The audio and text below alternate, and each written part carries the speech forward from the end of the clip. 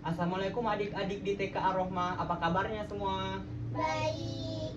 Jadi, perkenalkan di sini saya Dr. Muda Akmal. Pada hari ini saya akan mempresentasikan dan mendemonstrasikan tentang penanganan tersedak. Sebelum itu, adik-adik sudah tahu belum apa itu tersedak? Tidak tahu. Oh, tidak tahu ya adik-adik. Sejauh ini belum tahu apa itu tersedak.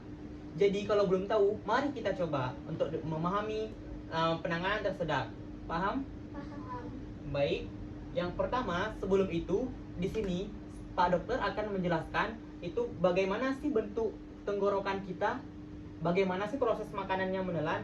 Nah, proses kita menelan itu yang pertama kita kunyah dulu makanannya, terus makanannya ini didorong oleh lidah kita ke belakang ini yang nanti masuk ke esofagus. Nah, suatu ketika ada saatnya di mana makanannya itu masuknya ke saluran pernapasan. Nah, di sini kalau makanannya masuk ke saluran pernapasan, maka kita akan tersedak seperti ini. Gitu. Sudah paham sejauh ini adik-adik? Sudah. Sudah, lanjut ya. Nah, apa sih itu tersedak? Tersedak adalah suatu kegawat daruratan yang harus memperoleh penanganan segera, dan tersedak terjadi akibat benda kecil atau mainan ataupun sepotong makanan yang menghalangi jalannya nafas. Misalkan adik-adik nih misalkan makan jajan nih, sedang beli jajan. Terus itu seperti kayak kacang-kacang bulat-bulat gitu. Terus adik-adik makan, terus tiba-tiba dia betul-betul itu namanya tersedak. Nah, terus nah kalau pada orang dewasa itu biasa bisa tersedak karena nggak hati-hati makannya, terus kunyah makanannya nggak sampai halus.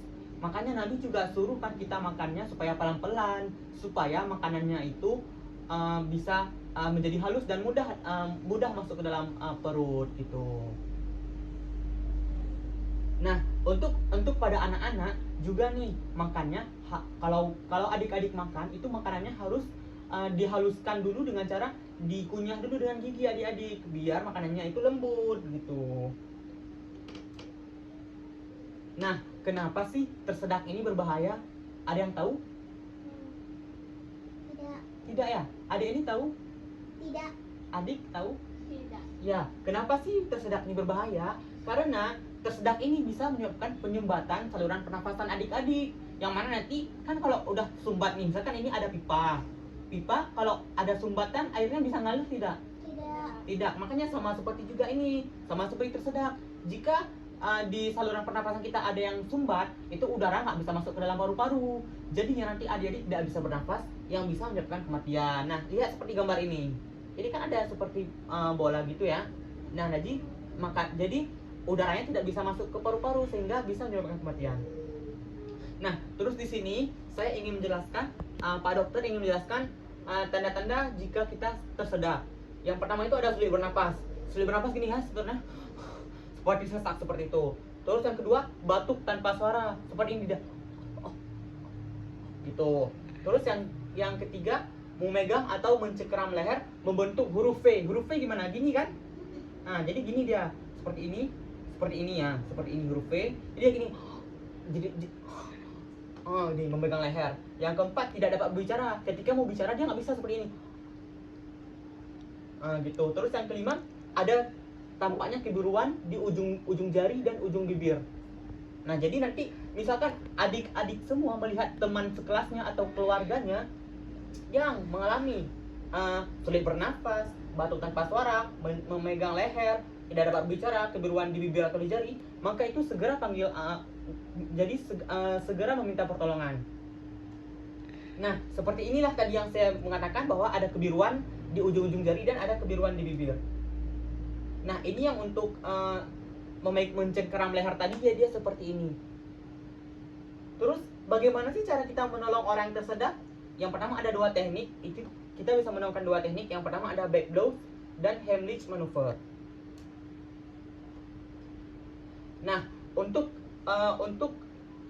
teknik back blows, back artinya belakang.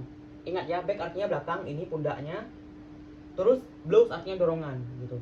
Jadi jika ditemukan orang yang tersedak, jadi kita lakukan teknik ini. Bagaimana tekniknya? Seperti ini ya. Kita akan, adik boleh silakan berdiri di sini.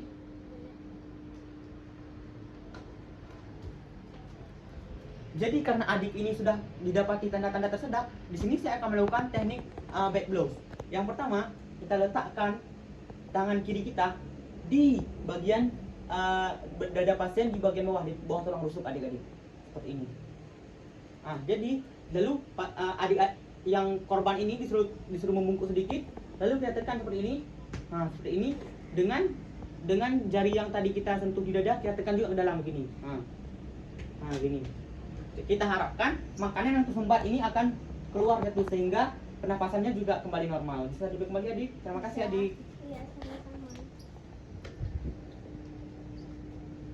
Selanjutnya, ini ada teknik kedua yang bernama abdominal thrust atau Heimlich maneuver.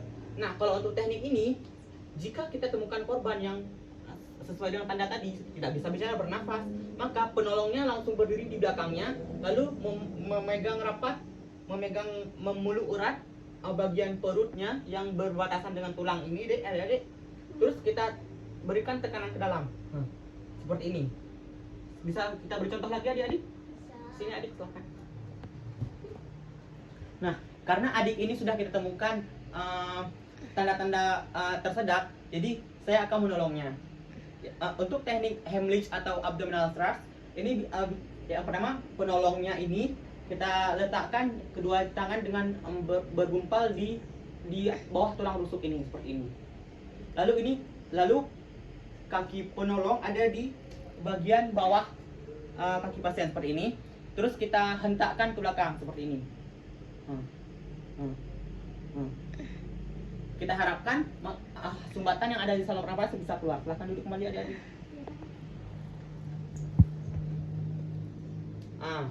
Baik itu adik-adik sudah paham kan sekarang? Sudah. Jadi ada dua teknik, yang pertama yang baik blows, yang kedua Heimlich maneuver, ya betul. Baik adik-adik, untuk cukup sekian dulu presentasi kita hari ini. Nanti jika adik-adik ada menemukan orang tersedak, adik-adik bisa panggil orang dewasa karena adik-adik belum mampu melakukannya. Sudah paham? Sudah. Baik, saya Dr. Akmal undur diri. Terima kasih adik-adik. Sampai jumpa.